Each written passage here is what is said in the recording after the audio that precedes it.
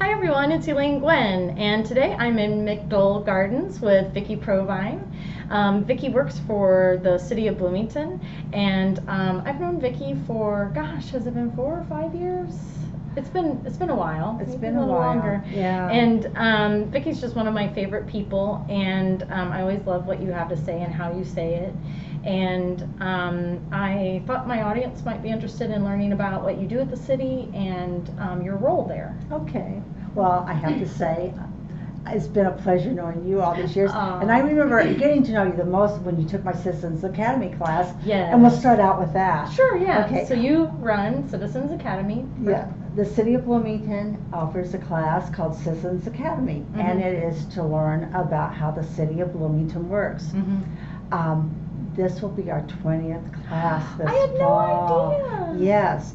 So for those of you who have been through Citizens Academy, we're inviting everyone back on November the 8th, that evening in City Hall, for a celebration. Nice. So I'll have to come. definitely, Mark yeah, my calendar. yeah, definitely want you to be there. Anyway, so I always loved civics. I grew up and I always loved civics. And then I had this opportunity when I took this position. I'm in the Housing and Neighbourhood Development Department of the city of Bloomington, and I work with neighborhoods.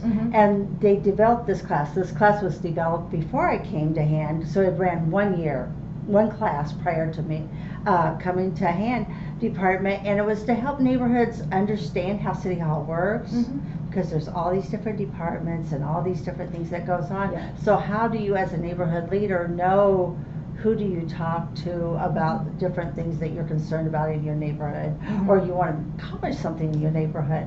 So the class was started for that, and it has grown way beyond just for neighborhood folks. And I'm really proud that every year right now we take 30 in the class, and it starts the end of August, and we already have 32 people signed up for the class. Wow.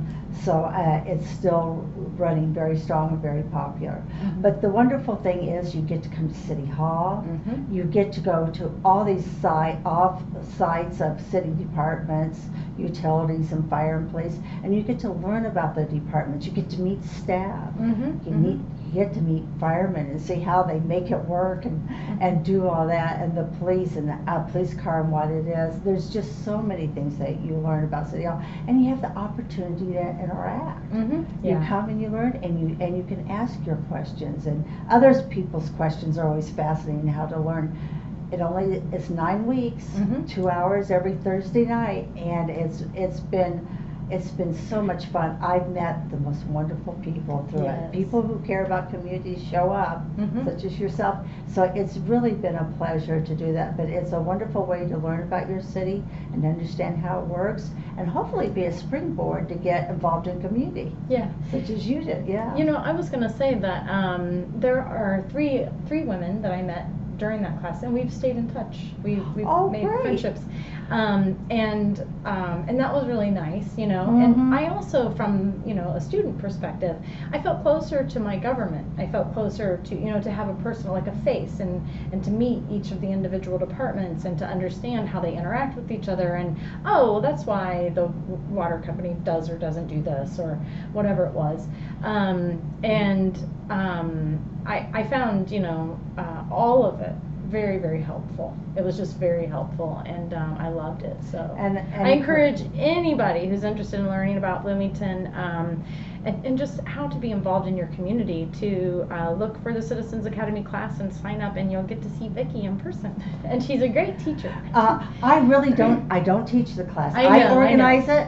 We have great staff. Yeah. We have great staff from the departments that come, and like you said, that you learn something might not seem to make sense. Yes. Sometimes we look at government, we think they just go like this and out of thin air make up something, but then you find the reason why it works that way. Yeah, and then you understand. And then that gives you a better understanding. And for me personally, I felt more partnered as a citizen with the government after taking that class, because I felt more like I had a more solid understanding of what's my job as a citizen, and what was the city's job you know, their role.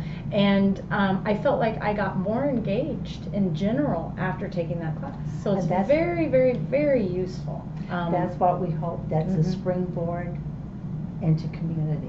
And I have never felt that in any other area that I've lived in my whole life. So it's a big deal. You know, I think it's great. So we're proud of it. Yeah. And great people go through it and take it. And I have to say, I've been doing this class now. This will be my 19th year of going through it myself.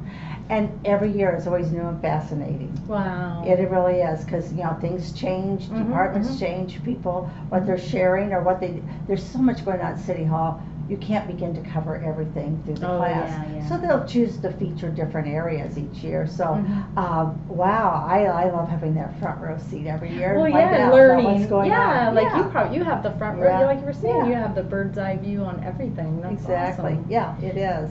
So another thing that you do for the city is engagement with the different neighborhoods.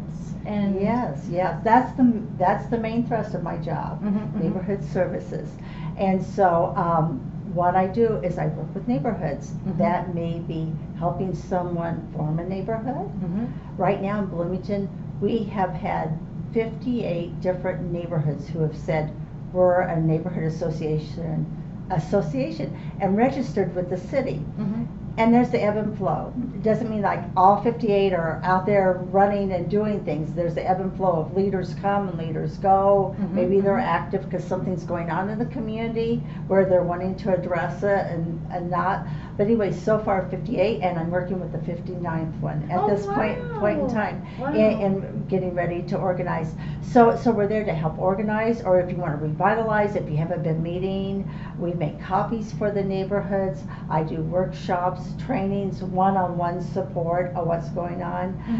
One of our big things now is trying to help have younger folks in the neighborhood rise up, engage, and kind of rise up, because a lot of the leaders are like my age and kind of getting the time where it'd be nice to pass on the baton, maybe. And so on, and so anyway, so engaging. So this year, one of the things that we're doing for that is we have blooming neighborhoods, and that's been going on for 18 years. The first Saturday in June, all the neighborhoods come to Farmers Market. We're out in front of front by the fountain. We fill in there, and if it's bad, we're inside.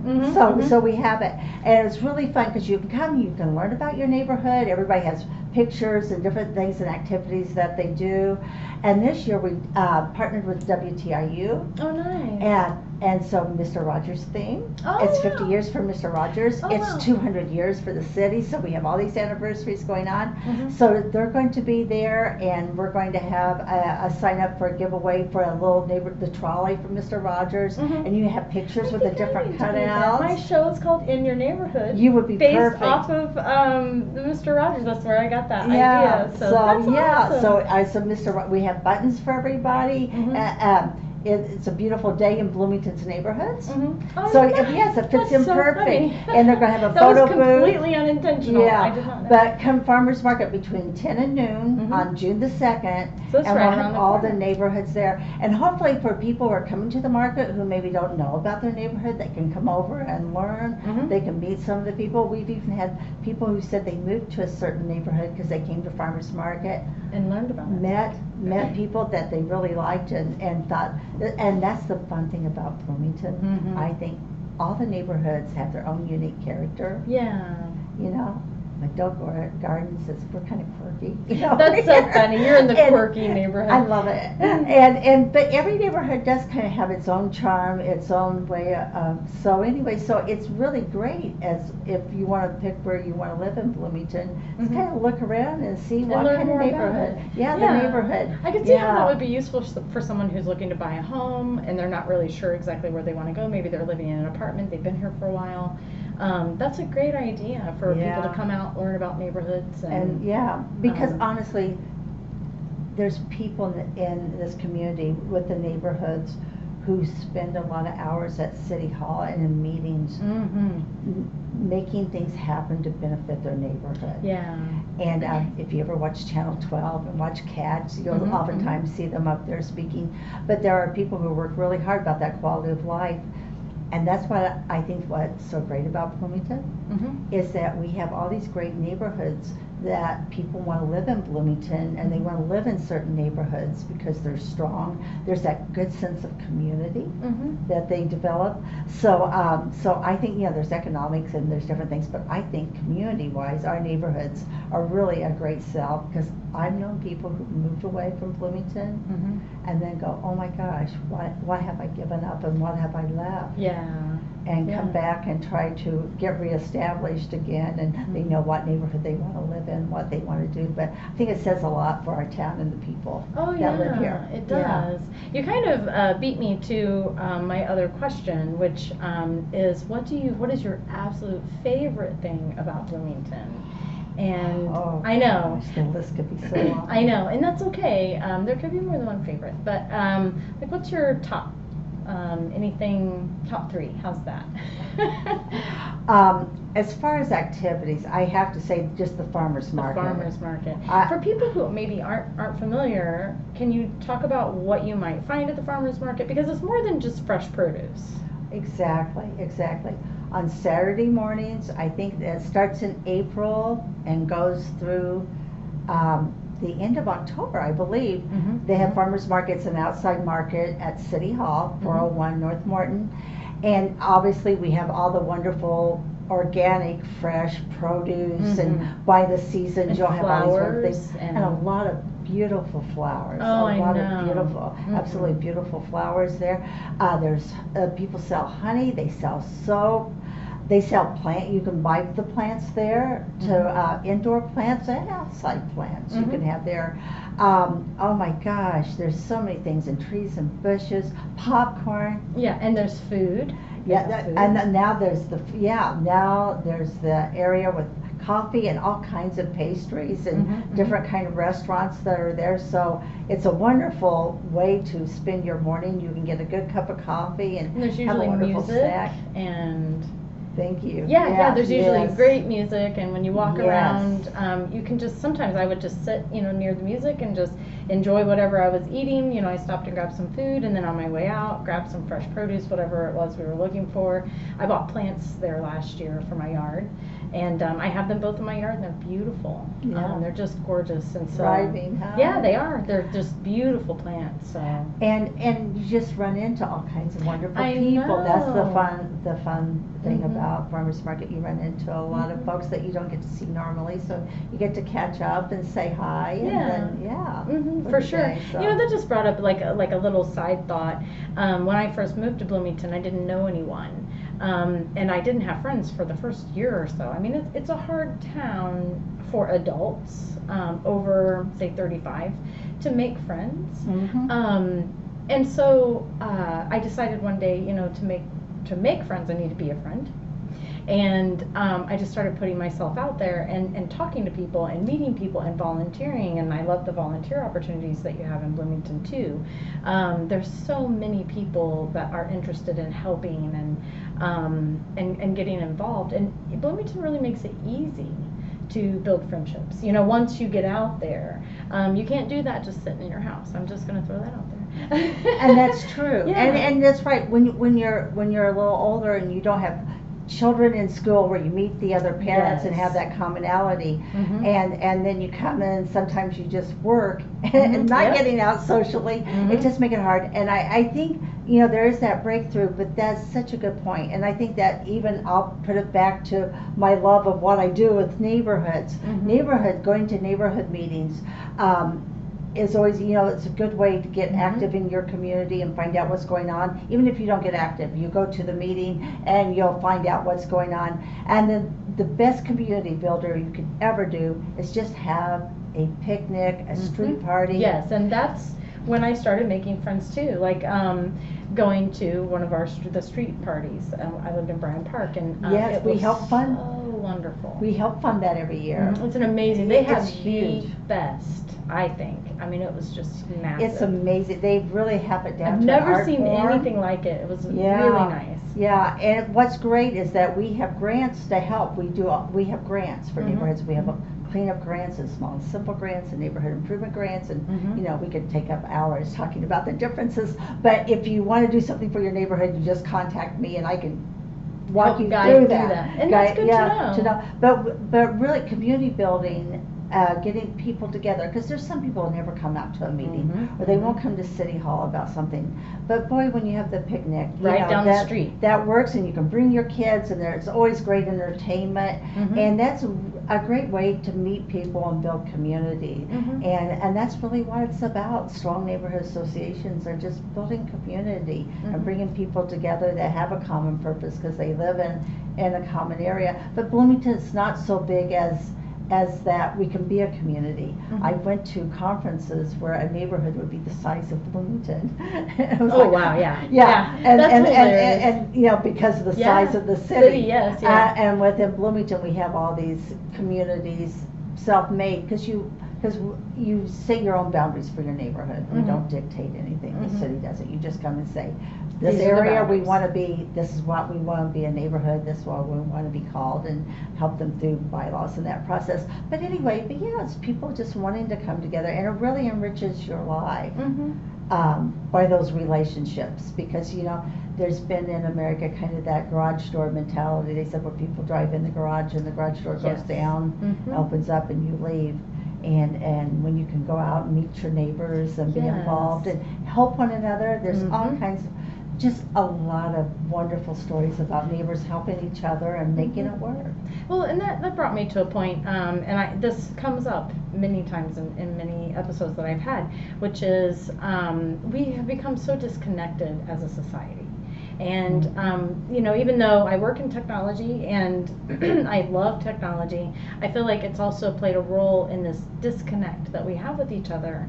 And so I have a personal philosophy of, getting out there and building trust with people. And I've thought if that's my personal philosophy, I love to share meals. We shared a meal before this. I mean, it's one of my favorite things to do. And I think that, to be an example of that, to just keep doing that, because I'm hoping that more people see how great it feels to be connected and to be a part of your community, because now it's like we sit in our homes and we're isolated and we're alone, and there could be somebody hurting right down the street and they have a neighbor right next door and they don't reach out. And that's sad, because 100, 200 years ago, I guess I should say, I mean, we had these, farming communities, or this, we're in this together, and we would help each other out, and we've just slowly became so disconnected. And so I think that it's great to encourage people to just get out. Meet Exactly. people. I'm a bit of an introvert. I'm I pass as an extrovert. And I like my downtime. Sometimes I'm like, I've had too much peopling today. I just need some quiet. And I get that. I respect that. But I also think that it's through connection that, we're healthier when we have healthy relationships and we feel a part of a community and we feel like we belong. And so it is important. It feels good to belong and feel a part of something and have good friends. I feel somewhat disconnected since my dog has passed away, because I was out there 3 times a day. I was trained really well, and I walked that dog. You were trained really well. That's and we walked 3 times a day, and really, there's a lot of people. It's like, gosh, I don't see them, or things will change in the neighborhood. I think, I don't walk by that anymore. Yeah. So even that has kind of been a disconnect, for me. But it is easy to get busy with your life and come and go, but how it enriches you, just as you were saying, by being able to make those connections is huge. And sometimes it's hard. It can be hard, even for an extrovert. It can be. Sometimes for me, it can be hard. But it's well worth it. It's fun to get to know other people, and you wow, you experience something you think, I never would have known that or found that out had I not gone to that meeting or gone to that activity or whatever. Yeah, reached out to that person for sure. Well, that comes close to the end of our time, and I thank you so much for letting me come into your beautiful home. Vickie has such a lovely home, and her Thank kitty's you. talking to us. She's having a conversation, which is so cute. And I just appreciate you and all that you do for the city, and just thank you, and thanks for your time. Thank you, Elaine. I enjoyed it. Thank Oh, you. good. Until next time, bye. Bye.